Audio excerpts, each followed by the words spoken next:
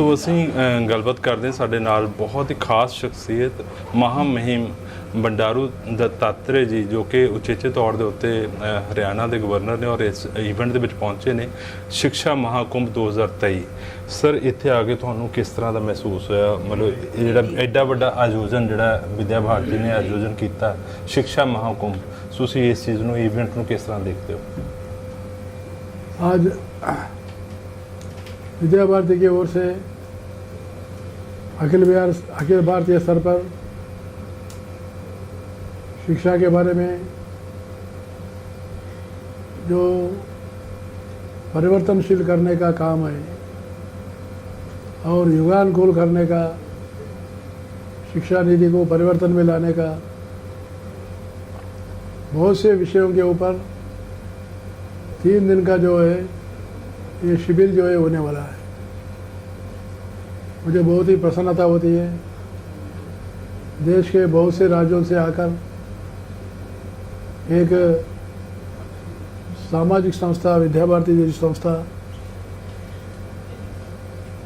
जो शिक्षा में बदलाव को अपनी भारतीय संस्कृति और भारतीय विचारधारा से शिक्षा को और कार्यान्वित करने के लिए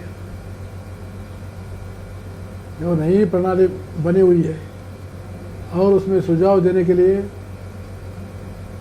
ये सम्मेलन जो शुरुआत किया गया है बहुत ही सराहनीय काम है। इसलिए प्रधानमंत्री नरेंद्र मोदी जी ने 2020 में नई शिक्षा नीति लाई है।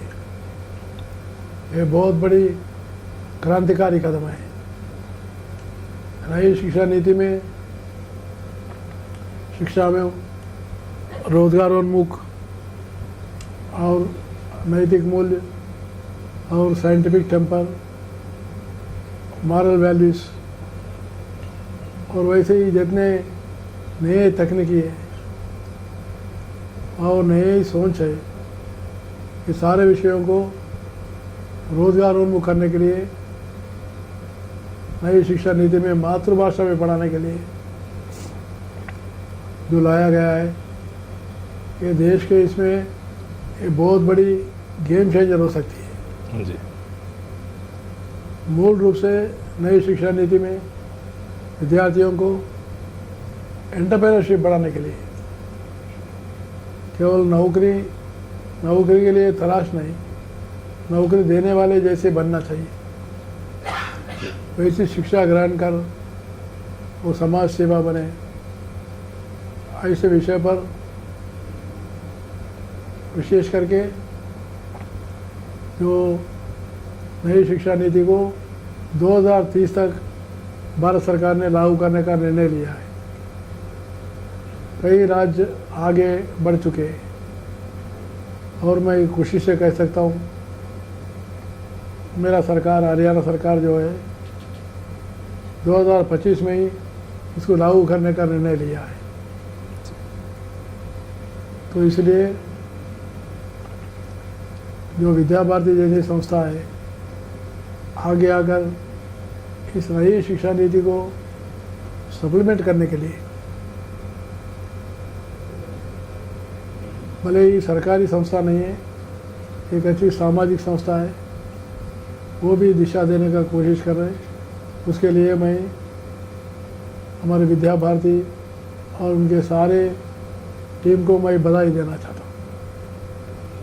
महामहिम जी एक बात मैं और भी आपसे जानना चाहता हूँ कि विद्या भारती का जो इवेंट है इसमें इस इवेंट से कितना जागरण होगा और स्किल इंडिया मोदी साहब इसके ऊपर बहुत ज़्यादा जोर दे रहे हैं और ख़ास करके 2020 की जो एजुकेशन पॉलिसी की आपने बात करी है उसको किस ढंग से आप सोच रहे हो कि उसके दूरगामी परिणाम जो है भारत को देखने को मिलेंगे। मैं अभी जो इसमें जो है विशेष करके नए तकनीकों को सिखाने के लिए नए तकनीकी से विद्यार्थियों को शिक्षा में भागीदारी बढ़ाना इससे रोजगार उनको मिलेगा। जैसे आज नई तकनीकी में आर्टिफिशियल इंटेलिजेंस है रोबोटिक्स है ब्लॉकचेन टेक्नोलॉजी है ऐसे बहुत से जो है डाटा एनालिसिस है, ऐसे विषयों को भी जो है नए तकनीकी के रूप में शिक्षा में ले जाना चाहिए। इससे रोजगार जो है अभी आगे आने वाले दिनों में भी आज के जो नौकरियां हैं ये 5 साल के बाद नहीं रहेंगे, ये परिवर्तनशील में जाएंगे। लेकिन उसके अनुसार अगर हमारी स्किल अगर उनको दिया नहीं जाए तो फिर बहुत बड़ी हमारे देश में बेरोजगारी की समस्या होती है जी। तो इसीलिए इसमें इनोवेशन लाना चाहिए। इनोवेशन जो है नवाचार होना चाहिए, नवाचार से ही जो है आगे बढ़ सकती है। और इसके बाद में जो है शोध ज़्यादा प्रमुख है। जितना शोध होगा उतना जो है उसका क्वालिटी बढ़ेगा। इसलिए 3 विषयों को जो तकनीकी और नवाचार और शोध, ये 3 विषयों को विद्यार्थियों में जो है आगे बढ़ाना चाहिए। इसके लिए जो इंफ्रास्ट्रक्चर करना है, इसके लिए जो भी प्राथमिकता है वो बनाने के लिए, ढांचा बनाने के लिए सरकार ने बजट का प्रावधान भी किया है। जैसे नए स्टार्टअप देने का भी शुरुआत किया है। तो इस प्रकार से जो नई शिक्षा नीति आ रही है, विश्व में जो भी हमारे कंपटीशन है उसको हम कंपटीशन में भाग ले सकते हैं और विश्व में हम आगे भी बढ़ सकते हैं। भारत जो है एक युवा देश है, युवा शक्ति बहुत है जी। दुनिया के देशों में बूढ़े वाले ज़्यादा हैं, लेकिन इंडिया इज यंग इंडिया, लेकिन इसको एंटरप्रेन्योर इंडिया बनाना चाहिए। इसलिए हमारे प्रधानमंत्री skill India, make in India और आत्मनिर्भर भारत, ये 3 विषय जो है शिक्षा से जुड़े हुए हैं। इसके लिए शिक्षा, सबको शिक्षा और अच्छी शिक्षा ये होनी चाहिए। इसको स्टेप बाय स्टेप जो है शेड्यूल के रूप में हर वर्ष हर विश्वविद्यालय इसको आगे बढ़ाना चाहिए। जी, इतने महामहिम राज्यपाल हरियाणा बंडारू दत्तात्रेय जी हमसे बात करने के लिए बहुत बहुत शुक्रिया। Thank you sir.